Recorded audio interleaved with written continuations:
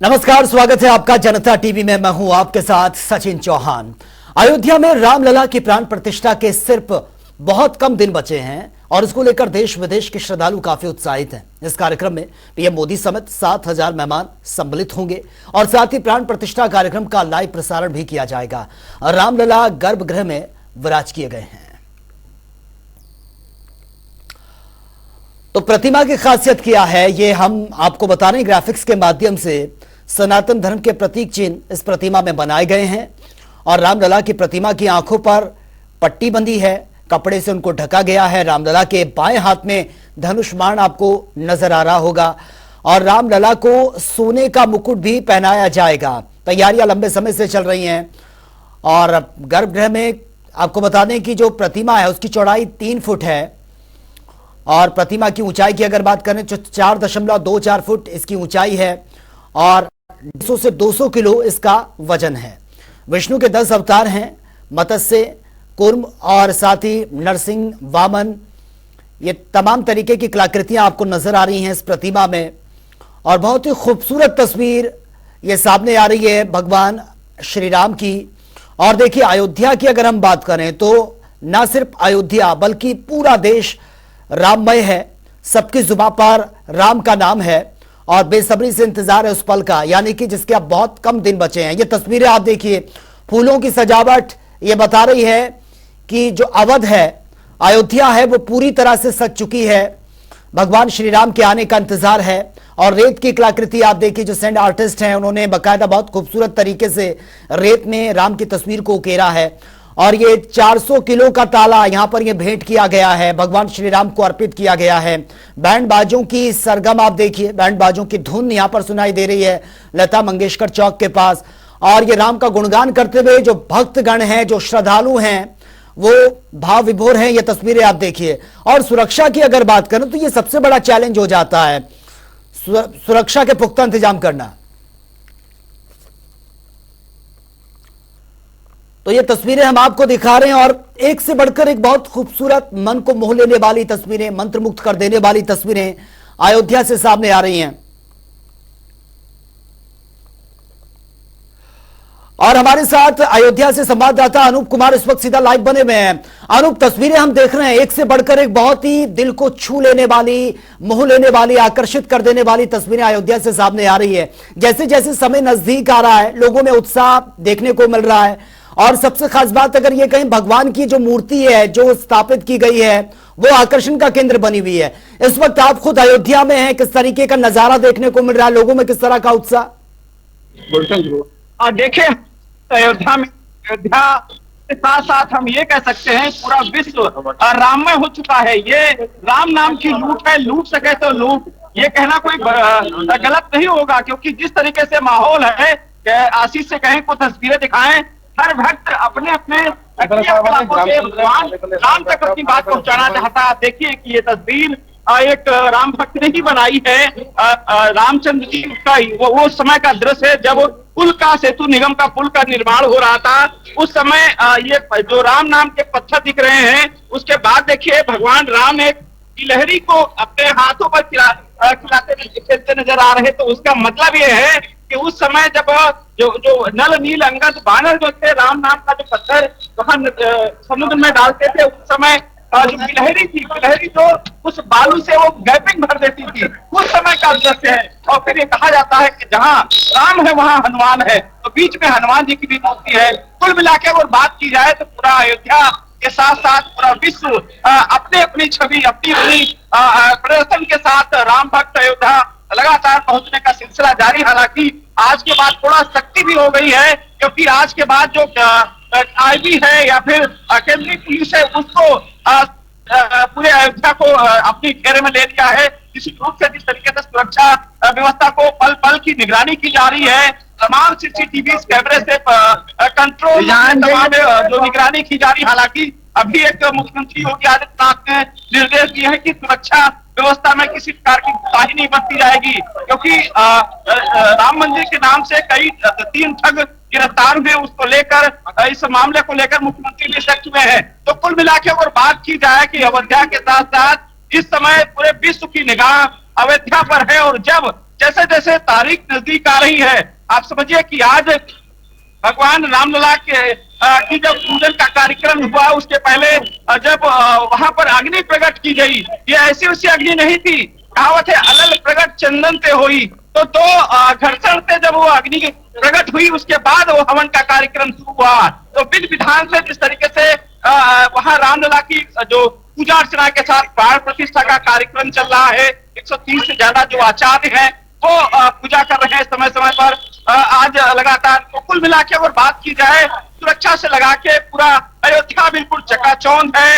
यहाँ पर जो बाजारें हैं या फिर छोटे छोटे मंदिर से लगा के बड़े बड़े मंदिर हैं वो भी सज चुके हैं। और यहाँ से इस महाउत्सव का जो एक रूप है पूरा विश्व में होगा। खासकर उत्तर प्रदेश की बात करूंगा, करीब 5.5 लाख से भी ज्यादा गांवों को अयोध्या से जोड़ा जा रहा है, क्योंकि यहाँ का लाइव प्रसारण गांव वाले भी देख सकेंगे इस बार। ऐसे ही जो पर्यटन स्थल है उन पर सफाई की, क्योंकि प्रधानमंत्री नरेंद्र मोदी ने सफाई के आदेश दिए थे। स्वच्छता अभियान के बाद सभी मंदिर है स्वच्छ हो चुके हैं, साफ हैं। ठीक है अनूप, आपके पास मैं आऊंगा। बीएस लाठी भी इस वक्त हमारे साथ अयोध्या से सीधा लाइव बने हुए हैं। बीएस लाठी, इस वक्त आप खुद भी अयोध्या में हैं, किस तरह की तस्वीरें देखने को मिल रही हैं? क्योंकि जैसे जैसे समय नजदीक आ रहा है, जाहिर सी बात है कि एक उत्साह है उस पल का, प्राण प्रतिष्ठा का, जिसकी लंबे समय से तैयारियां चल रही थी। सचिन, मैं दिखाऊंगा कि लोगों का जो रंग है अयोध्या के, इस समय कई रंग है और अयोध्या अपने आप में रंगी हुई है। और ये देखो ना, ये देखो उत्साह, ये नागपुर से अयोध्या ये पद यात्रा है और लोगों में उत्साह किस तरीके से है, लोगों का जुनून कैसे है। ये हमारे साथ नागपुर से चल के आए हैं, बीस सिंधु परिषद के हैं और उत्साह के बारे में जानते हैं कि जो उत्साह है, इतनी कड़ाके की ठंड है और कोहरा भी है, लोग किस तरह से उत्साह में कैसे। आप कहाँ से आए हैं?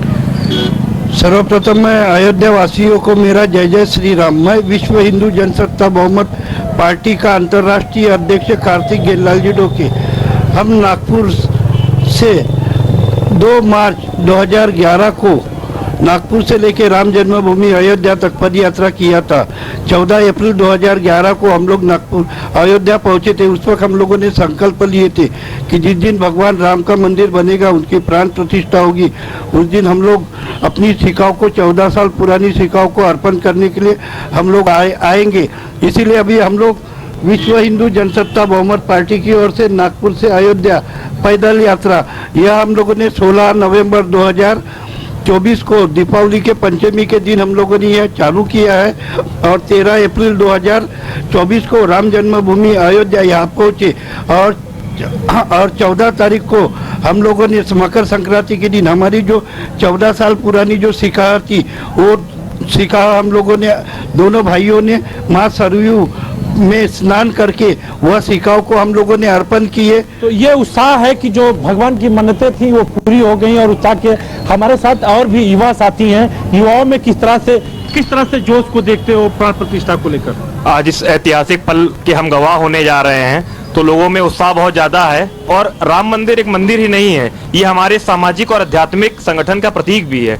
और ये सिर्फ हिंदू धर्म से इसका लेना लादना नहीं है, ये हमारे उत्कृष्ट सभ्यता को भी दिखाता है कि हम 500 साल पहले भी कितने ज्यादा सभ्य थे, हमारी जो सभ्यता थी कितनी जो है महान थी। तो इस पल को जो है हमें, मुझे लगता है, बहुत हर्षोल्लास से मनाना चाहिए और हमको जो है इसमें सबको भागीदार होना चाहिए जो है। और आप सबको जय श्री राम। हमारे साथ स्थानीय नागरिक भी हैं। ये 92 का वो जो घटनाक्रम है ये अपने आंखों से देखे थे। ये नाई समाज के महामंत्री हैं और अध्यक्ष भी हैं। हमसे आपने वो 22 का मंजर भी देखा और अब 92 में हम लोग 3-4 बार खाने वाले आदमी 7 बजे गए थे और 7 बजे रात में आए थे और उस समय गारा देकर के तब मैं लौटा था। और एक बाद इतना कल्याण सिंह का आदेश था कि अगर कोई भाई बहन डंडा ढेला बहाएगा, मारेगा, जाने मेरा बाप महतारी मारा, इतना तक प्रशासन का आदेश था। और जब का स्थापना हो गया तो कल्याण सिंह ने अपना इस्तीफा दिया था और इतना खुशी का नाम आज पूरा विश्व का नाम है राममय हो गया। और अयोध्या के कौन कहे, पूरा विश्व राममय हो गया। अध्यक्ष जी 92 का मंजर देखे और अब आज के मंजर में कितना फर्क है और कितनी और उत्साह बढ़ रहा है। उस समय भी रोक था, 8 लाख आदमी आए थे, यहाँ तक भी रोक लगा तब भी 4-6 लाख आदमी आ चुके हैं। और इतना उत्साह कभी लड़का होने पर नहीं होता जितना भगवान के आने पर उत्साह हो रहा है। तो चलिए, ये स्थानीय बीजेपी के नेता ठीक है। भी हैं। जी, आपने जी। वो मंजर भी देखा, ये भी कार सहयोग में इनका परिवार भी रहा। तो ये आप कैसे देखते हो इस घटना चक्र को, आज के उत्साह को? आज का उत्साह, आज तक ऐसा अयोध्या में कभी भी ऐसी रौनक कभी नहीं दिखाई पड़ी। तमाम कार्यक्रम हुए, लेकिन कुछ अलग सी ही फीलिंग आ रही है। तो आप देख रहे हैं कि सचिन किस तरीके से लोगों में, युवाओं में और कार सेवक जो किए उस समय घटना की जो किए, किस तरह से फीलिंग है। और अयोध्या के जो रंग है वो आज हर कोई दुनिया का आदमी अयोध्या के रंगों में रंगना चाहता है। बिल्कुल और बिल्कुल। अयोध्या बीएस राठी, आपके पास मैं आऊंगा। फिलहाल बहुत बहुत शुक्रिया आपका इस तमाम जानकारी के लिए। नजर आप बनाए रखिए, अनूप भी हमारे साथ बने हुए थे। अनूप, आपका भी बहुत बहुत शुक्रिया फिलहाल इस तमाम जानकारी के लिए। तो चलिए रुक कर लेते हैं अगली खबर का। हरियाणा विधानसभा अध्यक्ष ज्ञानचंद गुप्ता की अगुवाई में विश्व प्रसिद्ध शक्तिपीठ माता मनसा देवी मंदिर परिसर में मेगा सफाई अभियान चलाया गया है। विधानसभा अध्यक्ष ज्ञानचंद गुप्ता ने खुद मंदिर परिसर में साफ सफाई करके प्रत्येक पंचकुला के जो रहने वाले लोग हैं, पंचकुला वासियों को इस पवित्र अभियान में भागीदार बनने के लिए भी उन्होंने प्रेरित किया है। और इसी के साथ आगामी 22 जनवरी को उन्होंने पंचकुला वासियों को अपने घरों में कम से कम 5 दिए जलाने की भी अपील की है।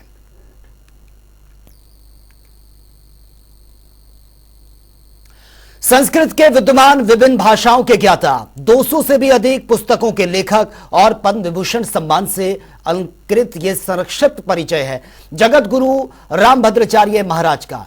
समाचार संपादक वरुण गोयल ने खास बातचीत की है, वो देख लेते हैं।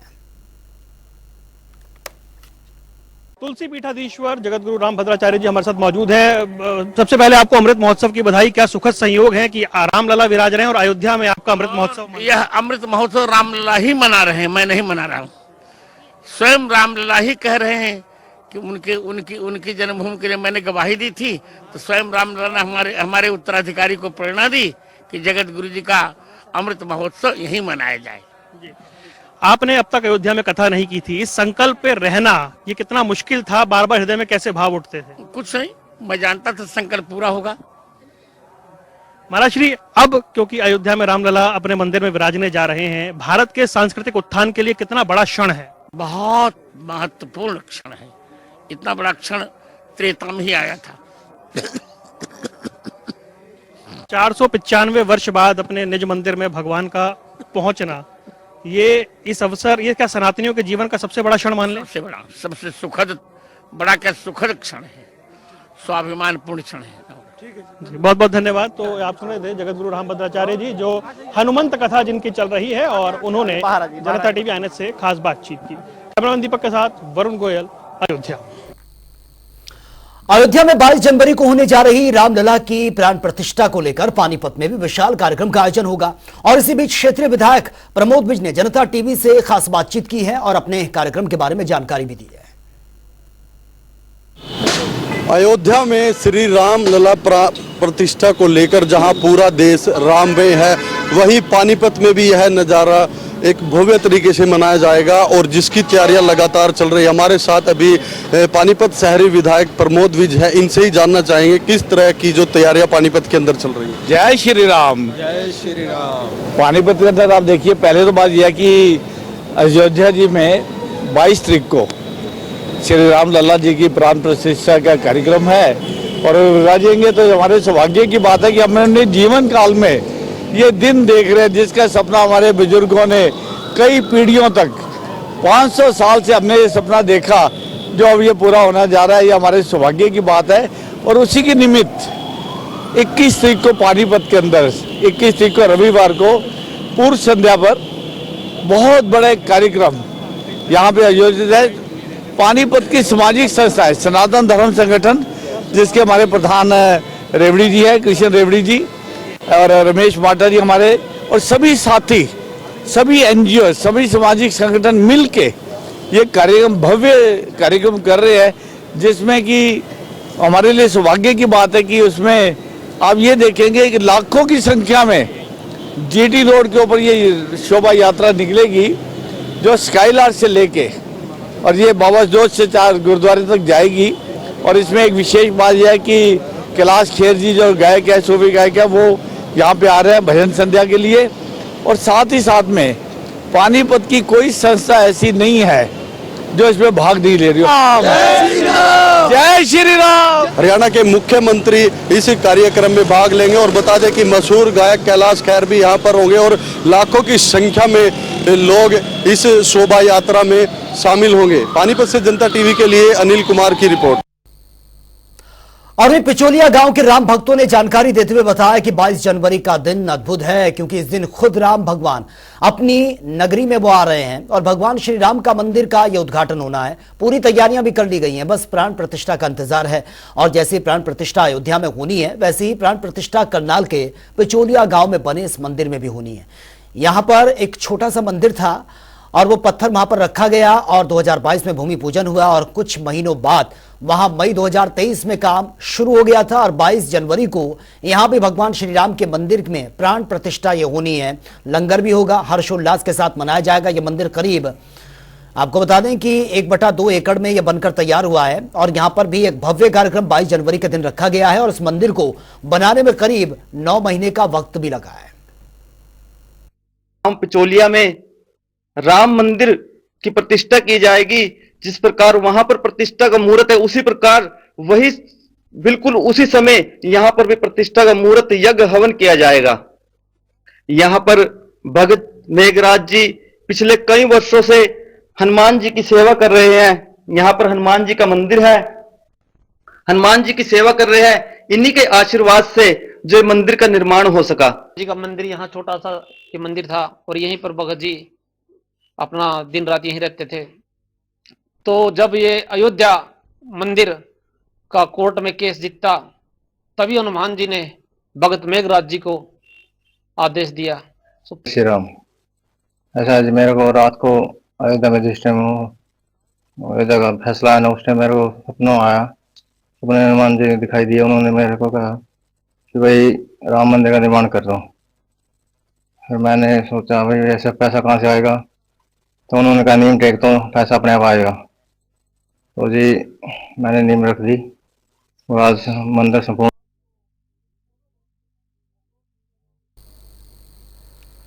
श्री राम मंदिर प्राण प्रतिष्ठा कार्यक्रम को देखते हुए नूह में मंदिरों को सजाया जा रहा है, साथ ही गौशालाओं में भी रौनक देखने को मिल रही है। पुलिस ने समाज सेवकों के सहयोग से जिले की 4 बड़ी गौशालाओं में गुड़ और खल बड़े पैमाने पर दान की है और खास बात यह है कि पुलिस विभाग की मदद करने वाले समाज सेवकों में हिंदू और मुस्लिम दोनों समुदाय के लोग इसमें शामिल हैं।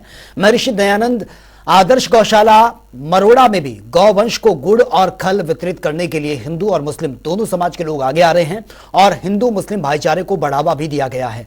कुल मिलाकर पुलिस प्रशासन की कोशिश है कि पुलिस कार्यों के साथ साथ सामाजिक कार्यों में भी ज्यादा से ज्यादा हाथ बटाया जाए, जिससे कि समाज में एक अच्छा संदेश जा सके। 22 जनवरी को होने जा रही रामलला की प्राण प्रतिष्ठा की गूंज पूरे विश्व में है और इसी बीच विश्व की सबसे महंगी रामायण भी अयोध्या पहुंच चुकी है। राम मंदिर की तर्ज पर 3 पेटियों में विभाजित ये रामायण राम भक्तों के लिए आकर्षण का केंद्र बनी हुई है। ये रिपोर्ट आप देखिए।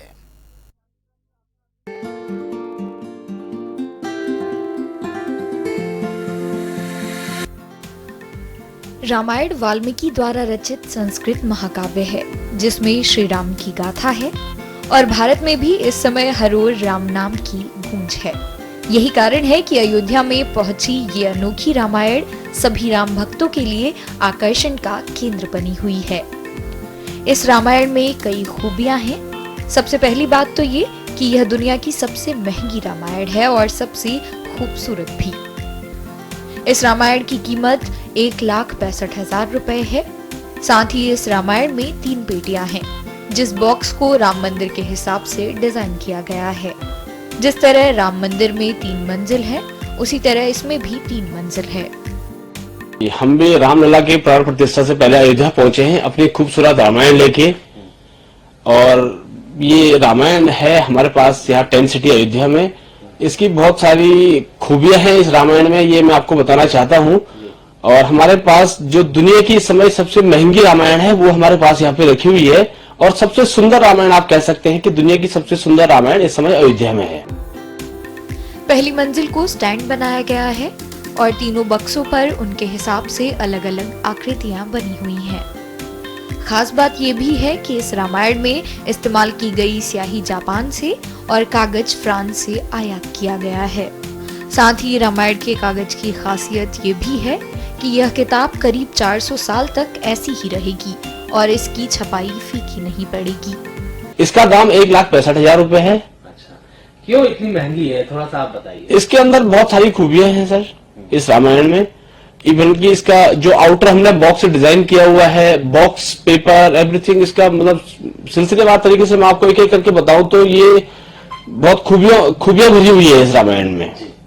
मैं बॉक्स से आपको स्टार्ट करता हूं। बॉक्स के टॉप वाला जो फ्लोर, 3 फ्लोर का बॉक्स है, जैसे राम मंदिर 3 फ्लोर का बन रहा है, इसी हिसाब से इसको भी डिजाइन किया हुआ है।